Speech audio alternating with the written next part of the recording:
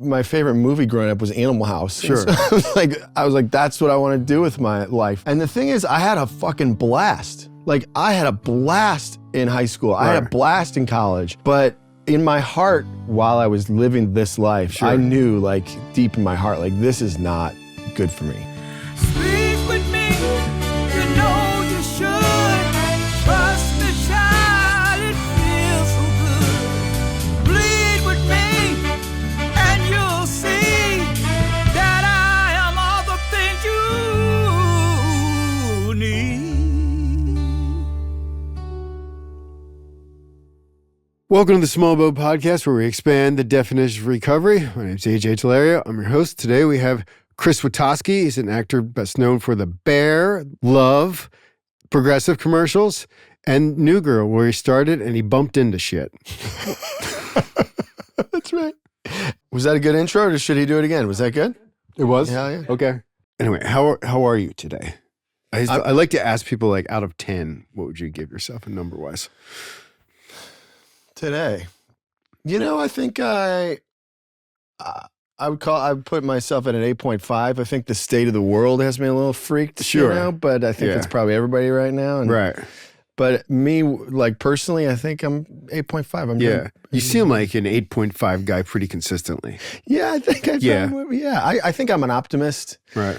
I think I want to make the most out of my life and try to be a fun-loving guy, but there's a darkness in there. Is there? Don't be fooled. Oh, yeah. Still? Oh, yeah. Like, when does that come up? The darkness? Yes. We're getting right to it. I mean, why fuck around? Should we wait? Yeah, I think I actually, what's interesting, people will say to me a lot is they'll say, when I get to know somebody and hang out, like my fiance said this to me. She said, what you project out into the world, like on Instagram or whatever, social media, is different than who you actually are. Okay. And I think when I look at, like, what I put out on Instagram, it is kind of like this, like, golden retriever, fun-loving, Midwestern dude, big heart. And I am all that, but I also, like, I have a very dark sense of humor. And I think I can really get, like, kind of like dark and nihilistic sort of streak. Is that really it? Or just, what's nihilism? Like, fuck everything? Like, nothing? That's kind of my interpretation of it, but it's also that there's no consequences and meaning to anything if you really think about it too much. And I felt that way for a very long time. Did you? Kind of embraced it, I think.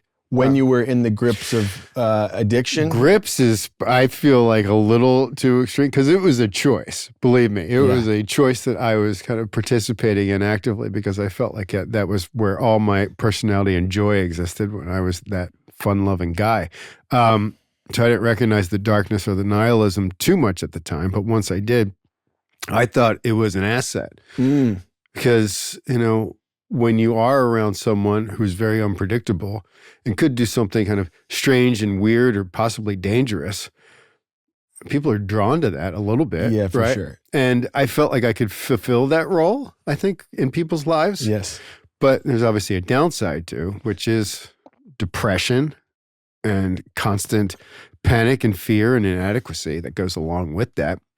But, now I feel like 8.5, I would say, constantly most of the time.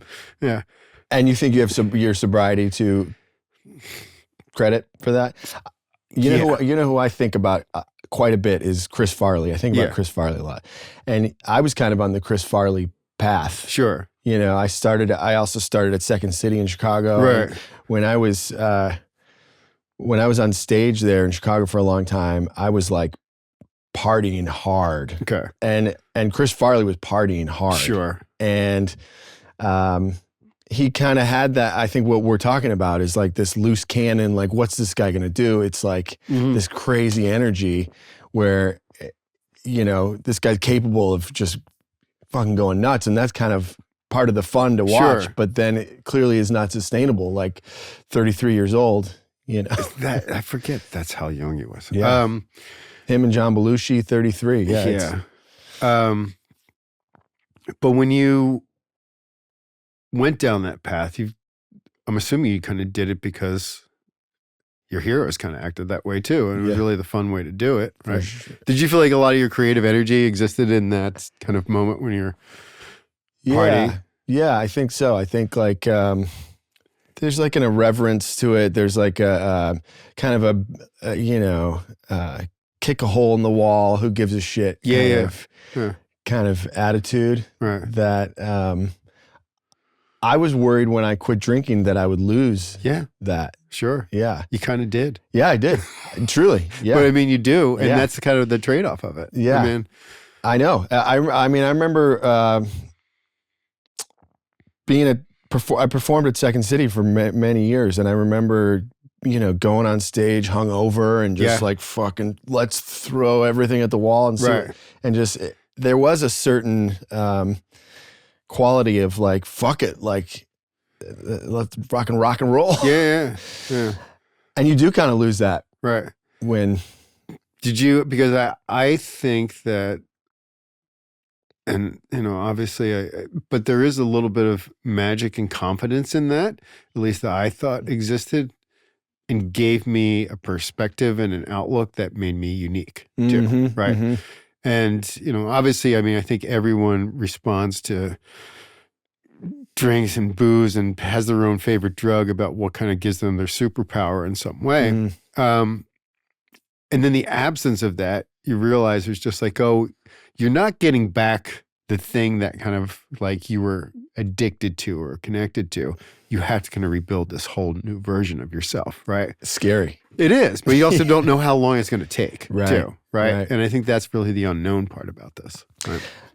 I remember I was in a men's group, and I remember saying something to the therapist, like to the guy who ran the group, and I was like, I'm getting rid of all these vices. Like I used to smoke cigarettes. I don't do that anymore. Yeah. I used to drink. I don't do that anymore. I'm like losing all these vices, and I was like, what the hell? What's going to happen when I get rid of all this shit? And he said, you're just going to have to sit with your feelings. Right. Yeah. Who wants that?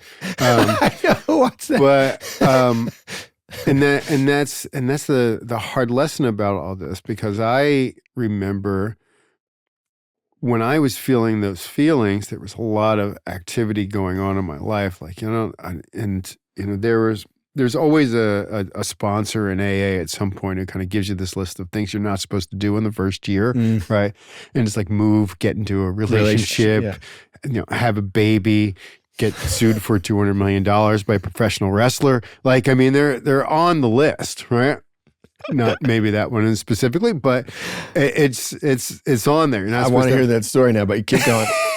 So, but while all that stuff was happening, I was like 160 da's sober. So I'm kind of getting all of these feelings back, and I'm like, well, I don't want to feel this stuff. Yeah, this doesn't. Here's an anxiety level that's up there. Here's like a loss of self-esteem, and I have no place to put this stuff anymore, right? So you do have to sit with it. You got to just like kind of marinate in it and figure it out from there. It's tough. It's not great, no. But I realize that a lot of my stuff, as I'm sure with a lot of addicts, comes from self-worth stuff. Yeah. And I got bullied a lot as a kid. Yeah, me too. Did you? Yeah. And my parents fought a lot, and I remember when I discovered drinking. Like I come from a kind of a small town outside Chicago. Sure. One of these towns where like, we would just bring a case of beer to a cornfield. Right. And like, that was a lot of high school. Like I started drinking when I was, probably 15 or something like that. And I remember like the first couple times I got drunk, I was like, this is awesome. Like, holy shit. Yeah. Like, where's this been all my life? Yes. It truly feels like this is the answer to all my problems. Sure. Like all my self-doubt and feeling like defective, feeling like there's something wrong with me, feeling like, I must be getting bullied for a reason. Right. And it all went away. Yeah.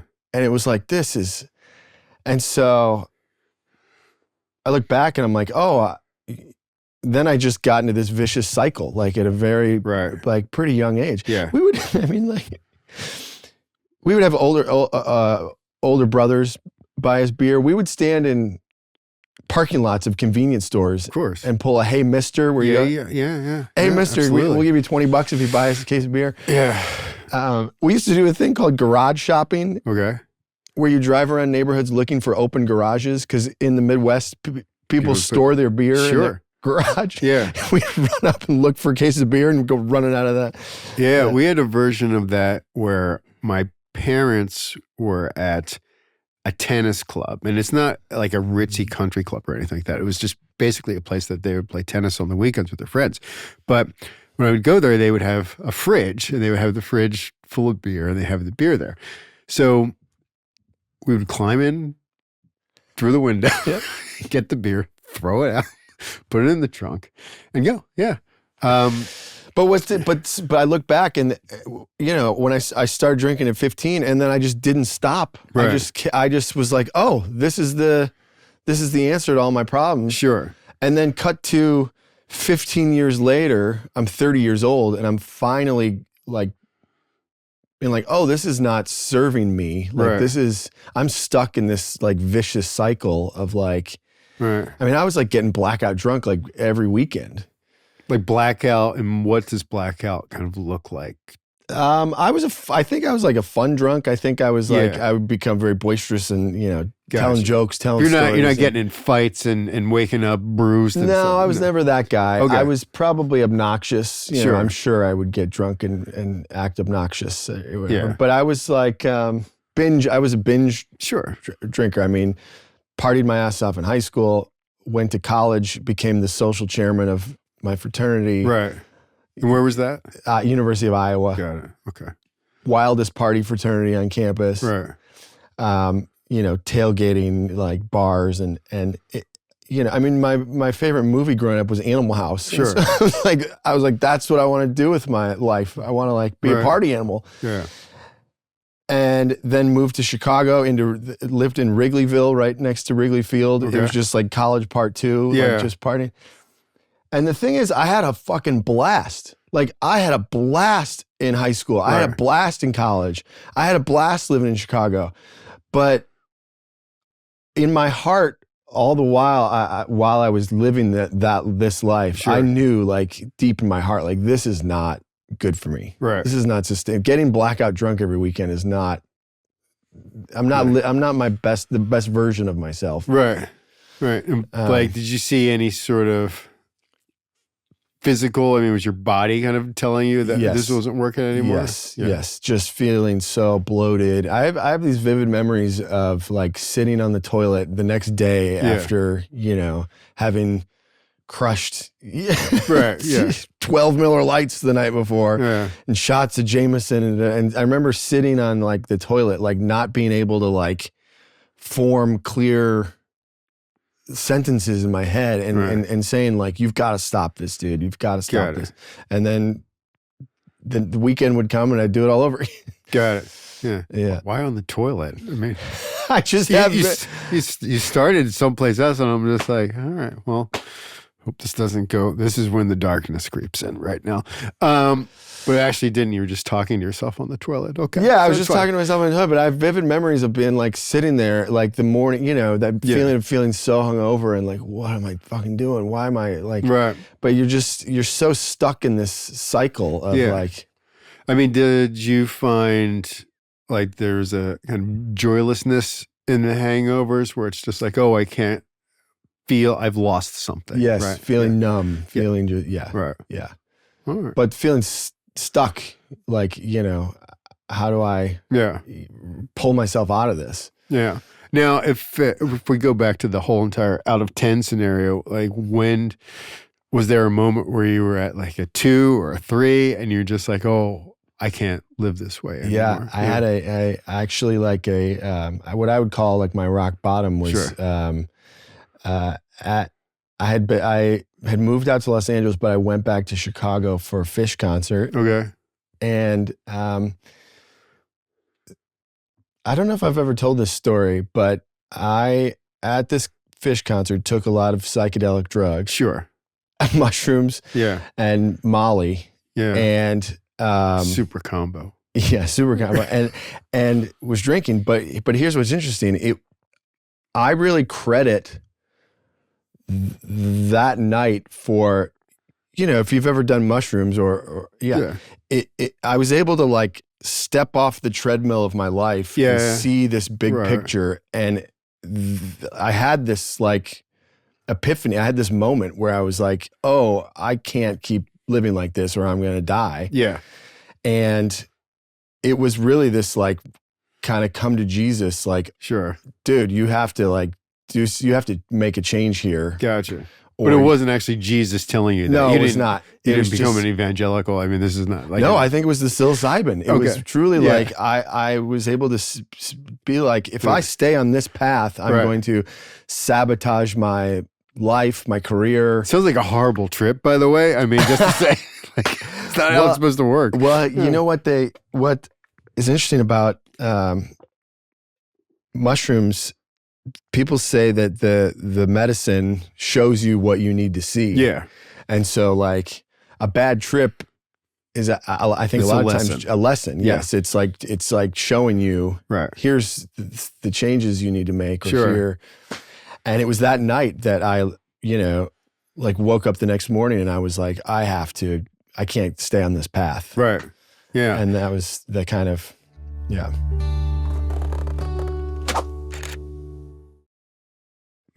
I think because I was a big psychedelics person and I was like 41 and I was at that point where whatever drug combination that I was doing every day to kind of, I used to say like, there's some people like uppers, downers, and they're that type of person. I was a guy that like sideways, right? Where it's just like, which was like the Adderall, Xanax, drinking. And how old are you now, by the way? 51? 51, yeah. So how old were you when you got sober? 41. Wow. So happy 10 years. It'll be 10 years in July. Yeah. But like when I was depleted, I started doing acid a lot, thinking that would kind of get back all the things that I was doing. And one of the last nights I took acid, it was raining. And it was raining diamonds, right?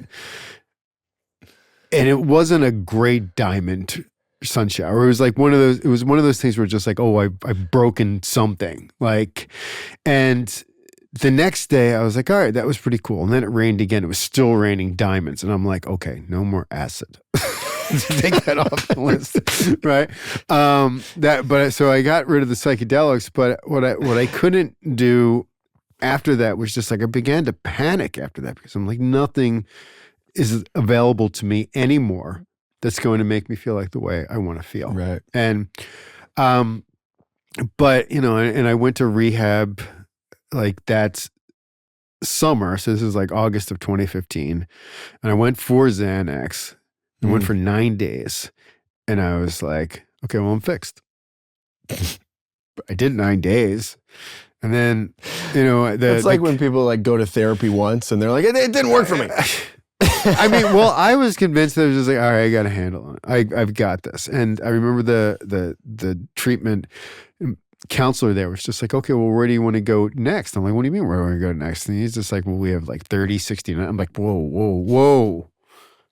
9 days, man. I did my 9. But it felt so long. Yeah. Right. Yeah. And I felt, and that didn't like sink in that 9 days is not that long and normal people can go a couple weeks without getting But when you're uncomfortable in your own skin, it's like, that's an eternity.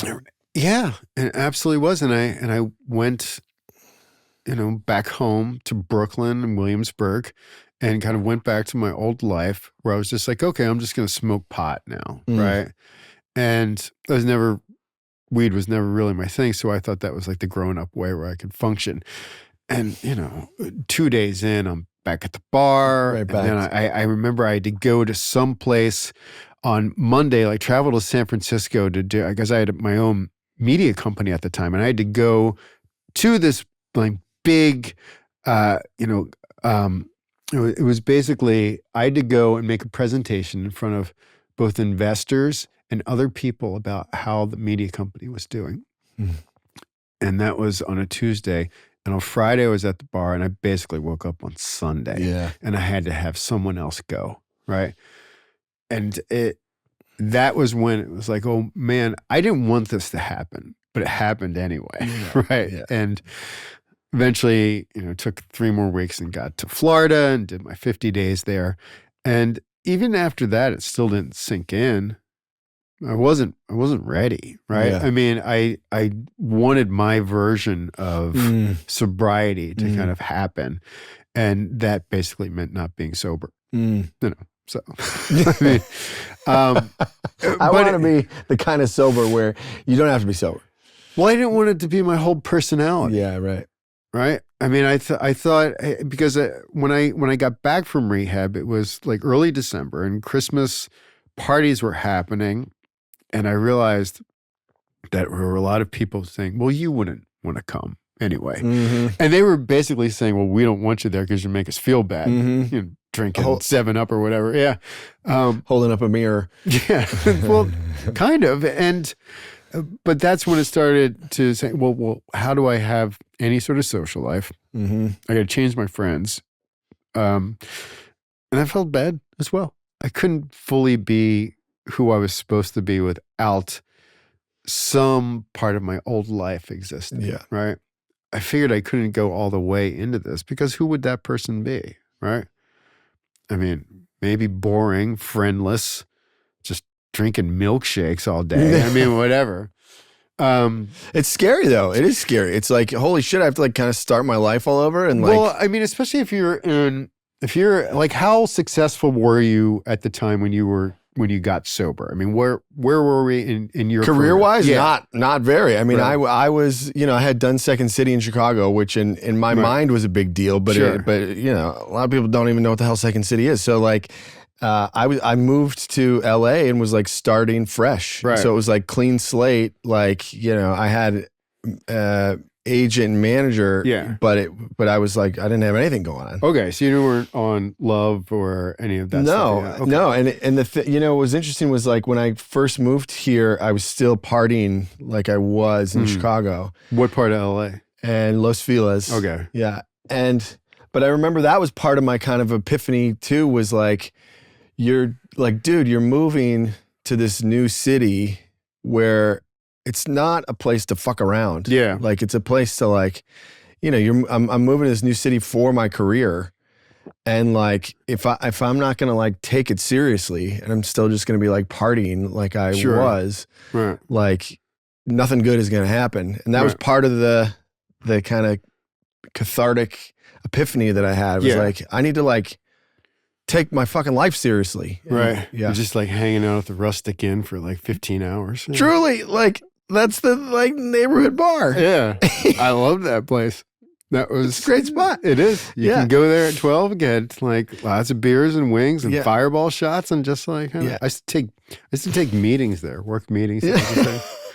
So it felt like an office to me. But sure, that was like, I remember when I first moved to town, I was like, you got to go to the Rustic. It's, what people said, like it's one of the bars that feels the most like Chicago. It feels like a Chicago dive bar. And so it was like, I like felt at home in places like that. So moving to LA and getting sober at the same time, it was a hard, some hard years, man. Like, yeah. Especially, but now it's so funny that now I've, haven't drank in 11 years and now it's like easy. It's like, I don't even think about it. Yeah. I mean, like people ask me like, is it hard for you still? And I'm like, no, because I have put the time together. Sure. But those early years, I remember like having to I remember saying I have to get through every big event once. Right, I have to go to a wedding and not drink. I have to go to a baseball game and not drink. I have to go camping and not drink. And like getting over that hump, I remember. No, I had my first concert. I saw Temple of the Dog in Madison Square Garden when they did a reunion. And I wasn't maybe a little over a year. And I had not gone to concerts for a little while because I was like, well, what do I do? Mhm. And, I did this thing where I was like kind of pretending I was part of security, right? So I just stood there with my arms folded the whole time, making sure everyone else is okay. Because I figured if I did that, no one would notice that I didn't have anything in my hands or wasn't drinking, right? I was like this, and I'm just like, well, I'm going to give myself an imaginary job so I can make this thing, like I can be more comfortable, right? Isn't that amazing too, what you just said, how we worry about what other people... That was it, yeah. Isn't that interesting? Yeah. Like, well, what are people going to think if I'm... Yeah, if I don't have a drink in my hand. I mean, people did. Like, when I went to my first football game, and I went out here. I'm an Eagles fan, so I went to like Eagles Rams, and waiting in line to get in. I mean, just like shit hammered in ways that I didn't even know were possible. Yeah, but like people asking me why I wasn't drunk.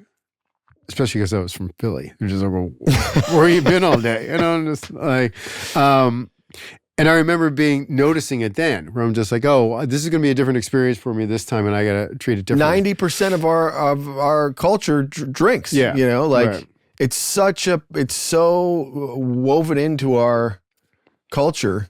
Yeah, but I mean, it was, it was one of the most important games of Philadelphia Eagles history, because that's the game that Carson Wentz got hurt and Nick Foles changed our destiny. But let me ask you this, because my life has gotten so much better. Sure. Having made that change. Yeah. And that's what I really wish I could tell people who are considering quitting or whatever, is that, like, I think it's so easy in our American society to feel like it's like providing us this great benefit, drinking. Right. And like, I think people really struggle with like giving it up, like they're giving up this great thing that's like this great crutch for them. And it's poison. You're pouring poison in your body. And my life has gotten so much better. Yeah. So much better having stopped. But I think that it's really easy to be like, well, it's providing me this great thing. You know? But you don't know that at the time. And it's just like, obviously, the accumulation of stuff that I've had in 10 years, which is a wife, 3 children, this beautiful show, and so many just things that I could not even conceive of. Right? If you were still drinking, yes. Yeah.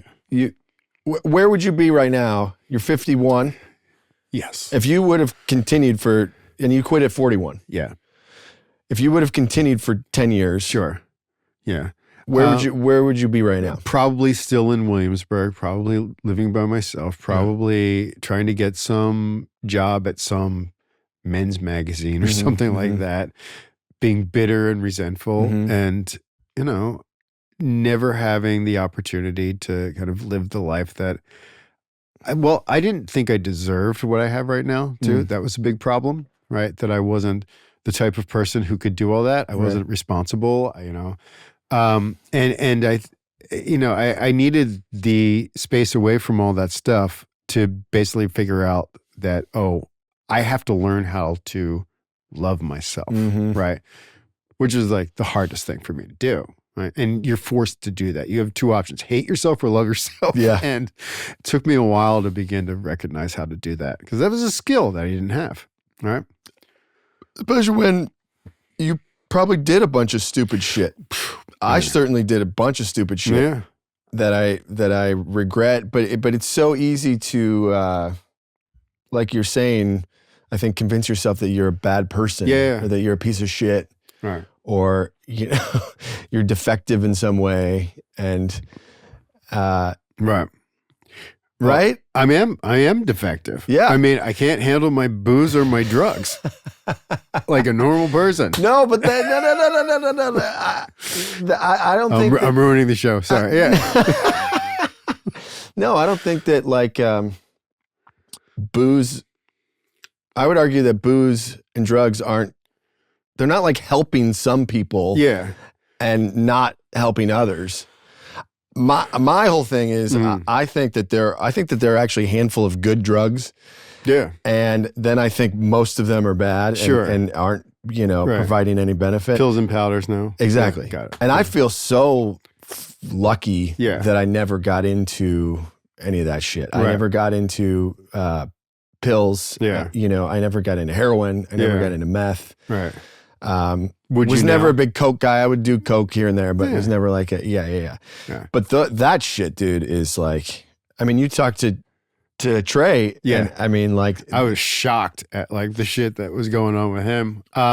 it sounds like once that shit gets its meat hooks in you.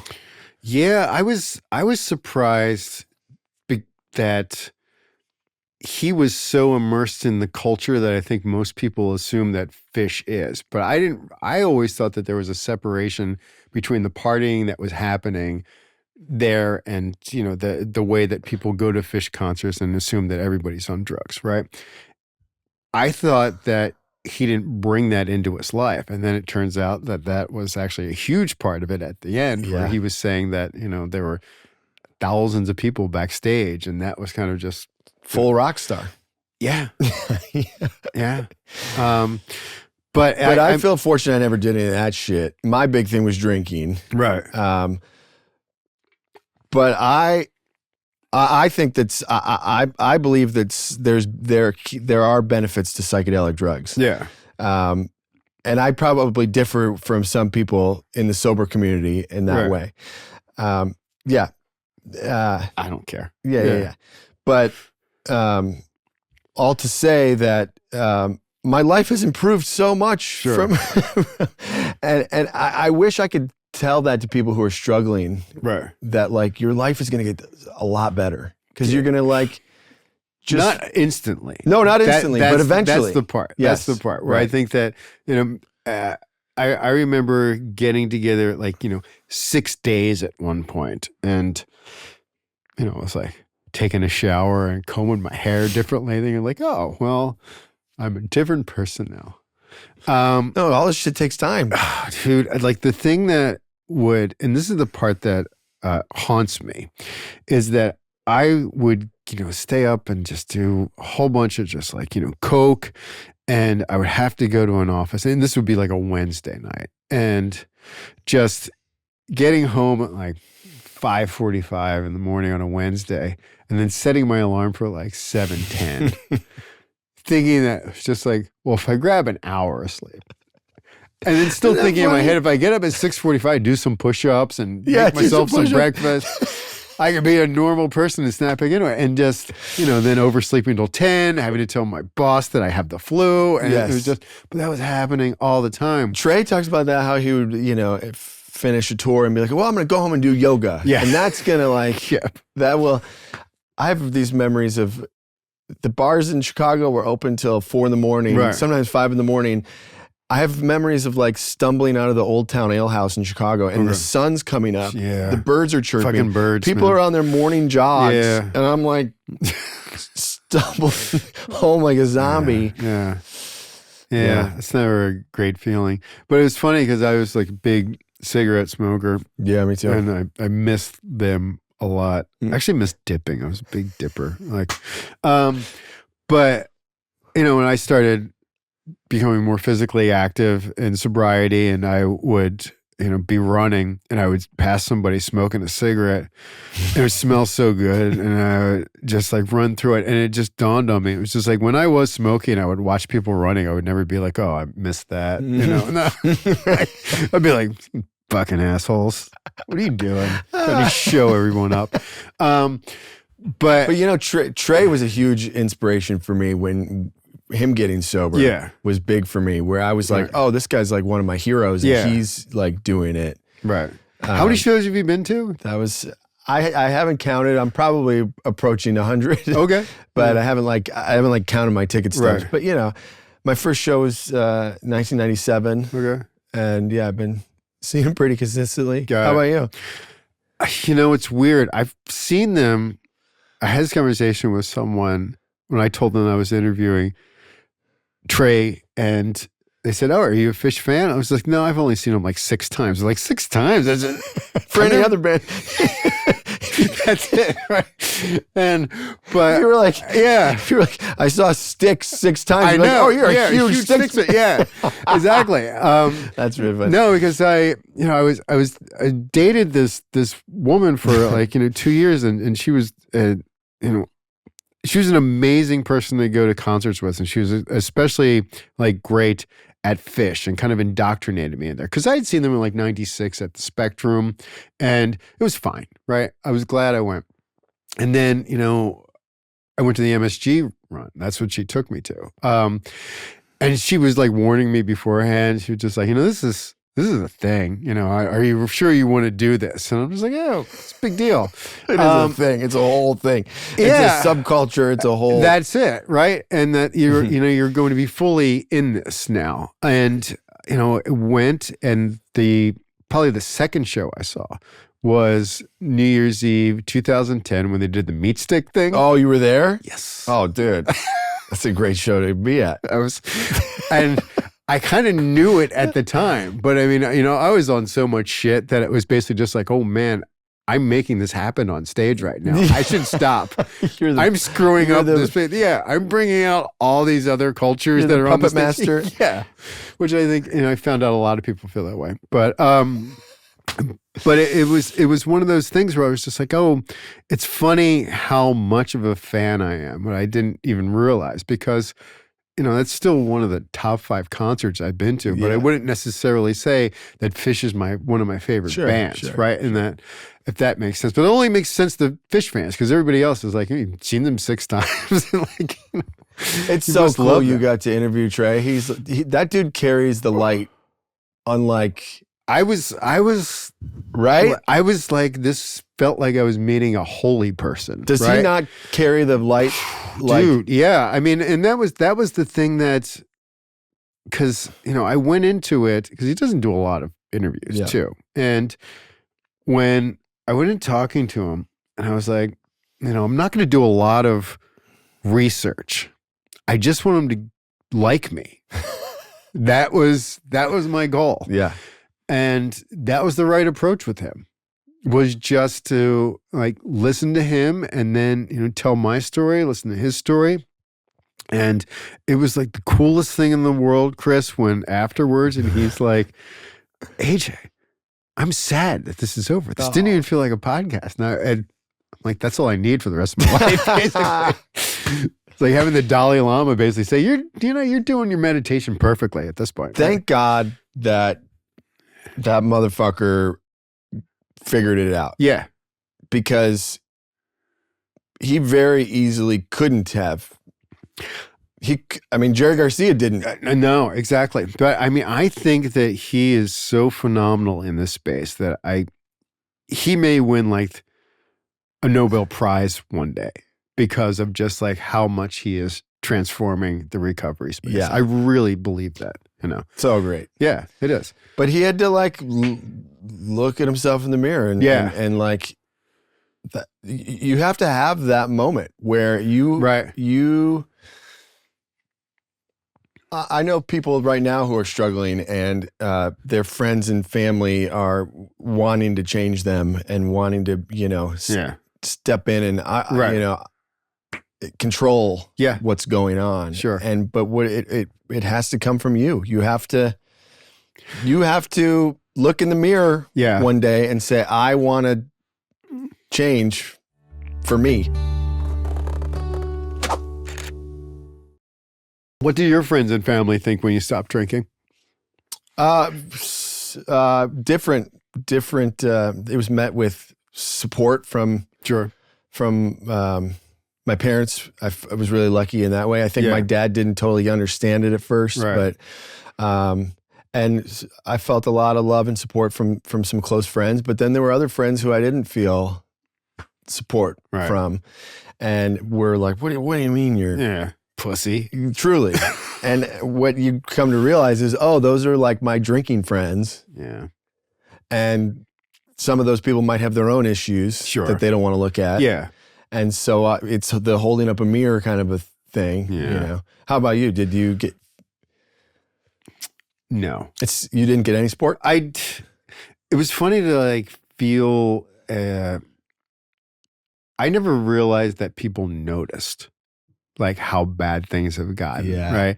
And I'll have conversations even, you know, when I did the interview with Trey, I have all these Phish fans in my life.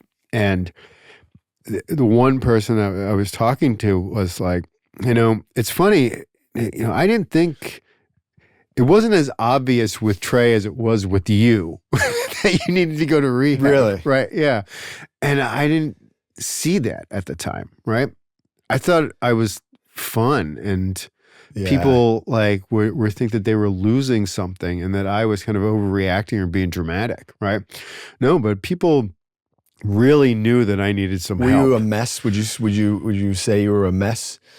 I mean, in ways that I didn't recognize. I mean, I always bring up there's this picture I have of my workstation, and it's like a Wednesday, and you look at it, and it is this, you know, there are a bong, strange pills smashed up, you know, my keys with shit all over them, a full ashtray, a weird bottle of Prosecco, and like this was the stuff that I needed to function, right? Like I couldn't figure out what I needed to function to type a blog post, right? I mean, and you would look at that picture at the time and be like, "Oh, this is just." I sent it to people thinking like, "This is fucking awesome." Yeah, it's a Tuesday. Like, I'm like, I have made it because I can function this way. Yes, right. And then I look back at it now, and it haunts me. Yeah, yeah. But I didn't, you know. I thought a lot of the ways that I could get away with this stuff, and I felt like I was getting away with stuff. I felt like if I could be very public with my drug use and the way I drank and the way I party, and people knew it, that meant I didn't have a problem because I wasn't hiding it, right? You know, and then just hearing from people now who, you know, I love and who I was close to, see that version of me that I never saw. Yeah. And were not surprised at all that I was going to rehab and needed to go several times. That still surprises me. Yeah. Right. Because there's a different version of my life that I see that as, where I was just like, again, oh, I'm the guy who couldn't handle this stuff, as opposed to the guy that, you know, needed some help. Right. But my family still confused a little bit. You know, my father passed away, but when I got out of rehab the first time, I mean, and I was seeing them, and he asked me if I wanted a beer, and I'm like, you know, I can't do that anymore. He's like, even beer? Like, I thought you were. Isn't that a funny one? Yeah. People are like, right. Or when people are like, I'm quitting, I'm just going to drink wine. But my sister was really the most supportive and you know, still is one of the most important people in my life. But my parents, I think, were just so ashamed that, you know, that it was just like a failure on their parts that I was having this sort of trouble. So, I mean, they never really supported it in that way. And my mother still doesn't really get it. But you've now lived 10 years. Sure. And don't you feel like your life has improved greatly? 100%. Yeah. But I still can go very, very dark. Yeah. Quickly. Yeah. Too. And usually it happens when things are going well, because it goes back to that part where I'm just like, oh, I don't deserve this. Self-sabotage, like... Yeah. It's just going back to that part of me where I'm like, oh, I don't deserve any of this stuff. And if I really try, then I'm going to be exposed as a fraud and a failure. And everybody's going to think of me as that person that, you know, actually was on drugs the whole entire time. And that's stuff that I got to get used to, right? Can you trace that shit? I know you said you got bullied. I know, I can trace so much of my shit to... I still get bullied. Like, I have this like thing, online or like... No, Oh, yeah. I mean, I can feel it when, I go to a lot of men's groups too. And like one of the things that I realized right away was that, I always thought that my interpersonal, like my dating history was really where my flaws were at. And I recognized right away when I'm in these men's groups, like I kind of change. I try to dress differently. I try to get like guys to like me in a way. Win approval to Yeah. Yeah. Or I just become someone that I think will make me feel tough and, protected.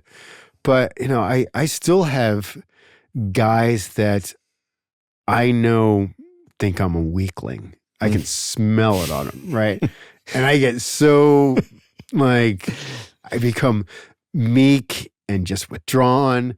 And it feels like I'm, in 8th grade again and just like getting bullied by people or just like making me feel that way. Yep. And once I sense that someone has that in them, it's just can be like someone looking at me and kind of sizing me up in a way.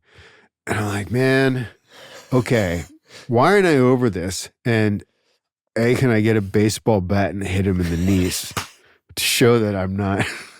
Are you able to say, oh, well, this is his shit and No. Or be like, I'm making this story up in my head. Oh, I wish I was making the story up in my head, but I'm telling you, it's true. It's true. Yeah. I know what I do this shit too. Yeah. But it sucks that I still have that at 51. Yeah. Right.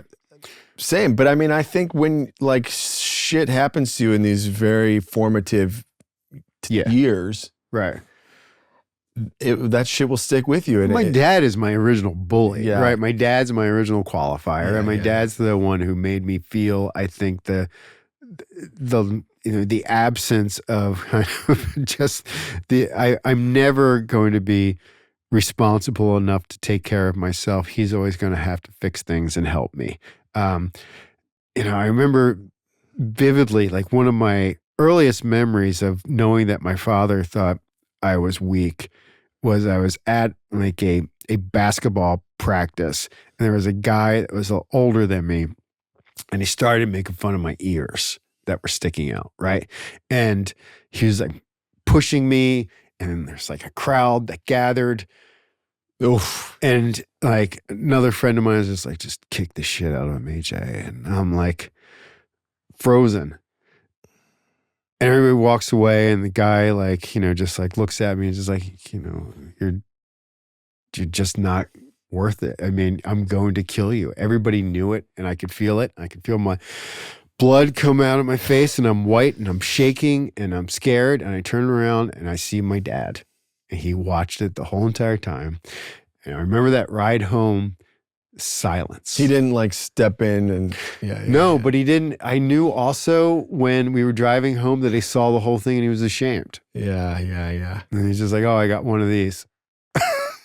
Isn't that, I mean, like hearing that story it's painful to hear. Yeah. Like I know that feeling Right. of being that little kid. Yeah. And dude, that shit will fucking stick with you for your whole life. No, it's little boy shit that just like that, and that's what comes up, and that's what I always have to work at. Yes. Like I'll never drink again. I don't have any. It doesn't bother me at all. Yeah. Like I mean, somebody could do cocaine in front of me, and I'll be just like, all right, have fun. Yeah. But put me in a room with someone who I feel is threatening or will like humiliate me is really what it is. Yeah. I mean, I just want to leave the country, basically. Yep. We're doing the self-compassion work, and it's I struggle with it still. Yeah.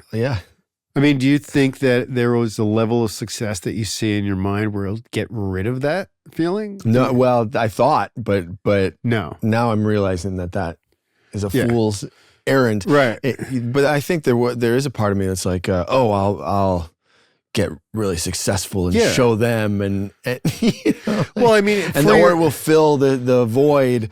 Well, I mean, you get something like The Bear, right? And that turns into kind of a cultural phenomenon, right?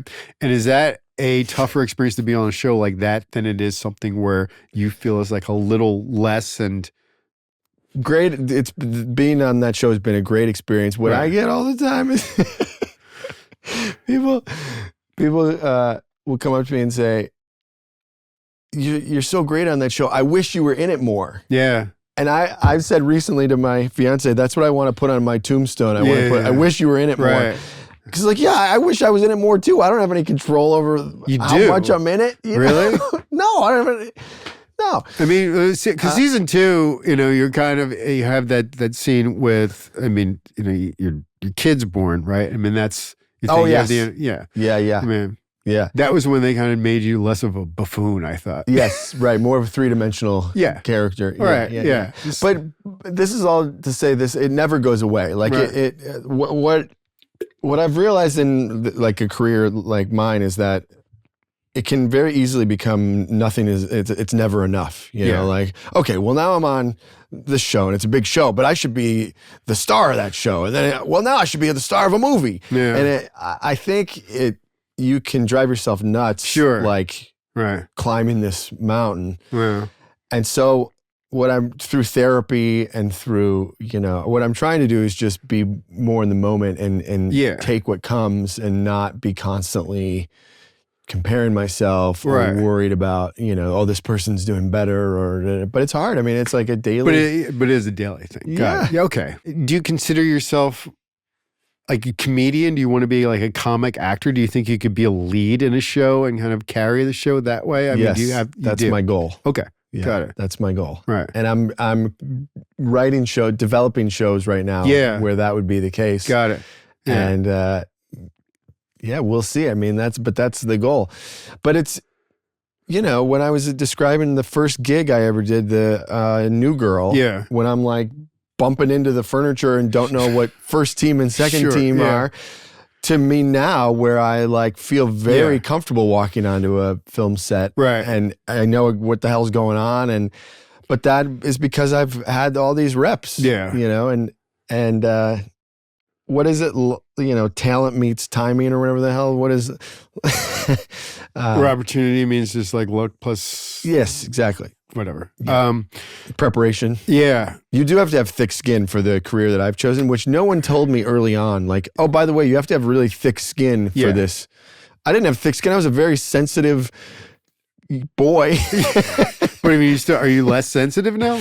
I've gotten better at letting shit roll off my back and say, oh, I did the best I could on that, and they're just not, looking for, I just didn't fit the part that they envision or whatever. But it's still like hard to get rejection all the time. I mean, I'm excited for whatever show you're going to do that's going to like cast you as the lead. Did you write like a sobriety show or something? I wrote a screenplay about sobriety, and it was about it was about what we were talking about, how some friends weren't supportive of it. Yeah. Yeah, and the title was "It's Not About You." Right, was the title of this screenplay that I wrote, and nothing really happened with it, but it was a cathartic experience to write. Nothing really happened. I mean, can it happen? Yeah, I mean, I still have it. Yeah, it was very personal. It was very Yeah. So you're the lead in that, and you wrote it for yourself. Or yes. You wrote it for, Yeah. Got it. Yeah. But I would love to do something about sobriety. Yeah. I mean, it's a big topic to tackle. Know what? You know what's the best show, honestly, and this is not because you're on it, but Love Season 1, Love Season 2, I think is portrayed it in a way that I never saw before and is the most honest and accurate. I agree. And love addiction and sex addiction and exactly. Yeah. That's another thing, man. I mean, I have dealt with is like, and I think a lot of dudes in particular are dealing with right now is like porn and like how there's just, you can push two buttons and suddenly it's every video ever made. Porn and gambling. Yeah, dude. Yeah. These gambling apps, man, like. No. I mean, it's great that it's banned here and you can't like bet on things in California, but I mean, I play head-to-head fantasy football all the time. Yeah. I'm like obsessed with fantasy football. Are you? Yeah. Yeah. No, I'm 4 leagues and, Do you feel like you've shifted some of your addictive, into, No. I mean, right before the show, I'm like talking to my friend who's like a really great gambler. I mean, it's a skill that he has, right? And I'm like, should I start Stafford or Joe Burrow? Yeah, going Stafford though. Actually, I really think that these apps are going to create a whole generation I of 100% agree. But I mean, it's not just gambling. I mean, the phone in general. Phone, dude. Yeah, I mean, it's just like the emotional sobriety and the internet is a theme that I think most people don't dive into. I totally agree. Yeah, we're all. Even look at my 79-year-old dad. We're all I know. And I've got an 8-year-old, a 7-year-old, and a 5-year-old, and they all know how to use the phone. Yeah, they know my passcode. They, I mean, it's horrible. It's all this shit is a way to escape our feelings, a way to escape just the sitting. There's some famous quote that's like, all man's problems can be traced back to our inability to just sit quietly in a room. Yeah. And just sit in your own skin. Yeah. And you said you meditate. I do too. Yeah. And, whenever I meditate, whenever I finish, I'm like, I feel so much better. Sure. I feel so connected to my body, in my body. It just forces you to kind of have those intrusive thoughts kind of come and go. Yes, right. right. You have to recognize exactly that they're, not permanent. But dude, all this shit is just we're all just trying to escape, whether it's drinking or sex or food, or this fucking all day long. It's just like we're all trying to escape just sitting in our skin. All right. Well, which is why I love going to Phish concerts. Really? Yes, dude. Because Phish concerts for me are it's a time where I'm fully in the moment. Yeah. And having this communal experience. Are you going to the Sphere? Yeah. Oh yeah. I'm sure I'll go. Yeah. What's your goal with this podcast? Probably to help people feel less alone. Right? I don't even, because I feel like that becomes a little prescriptive, right? Okay. And I don't want to be like. So it's to make money off of advertising. Yes.